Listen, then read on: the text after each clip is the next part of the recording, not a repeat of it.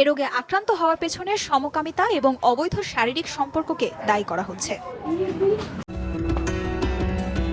নতুন এক মহামারীর আশঙ্কায় বিশ্বজুড়ে ছড়িয়েছে আতঙ্ক।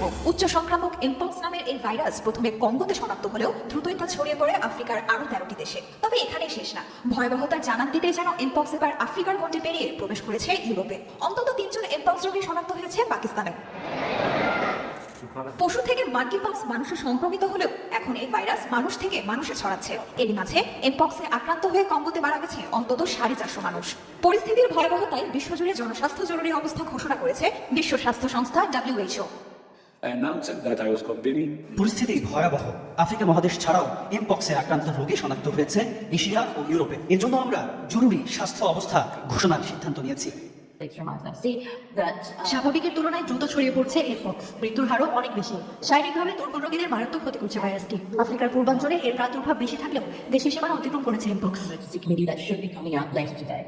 এমপক্সের দুটি প্রধান ধরন ক্লেড 1 এবং ক্লেড 2 শনাক্ত করা হয়েছে। প্রাণহানির দিক থেকে সবচেয়ে ভয়াবহ এমপক্স ক্লেড 1, তবে বিপত্তি ঘটে এমপক্সের রূপ বদল হলে। গত বছরের সেপ্টেম্বরে নতুন ভ্যারিয়েন্ট ক্লেড 1B শনাক্ত হয়। এরপর থেকে বেড়েছে সংক্রমণের হার। চলতি বছরের শুরু থেকে জুলাই মাস পর্যন্ত এমপক্সে আক্রান্ত হয়েছে 17,000-এর বেশি মানুষ।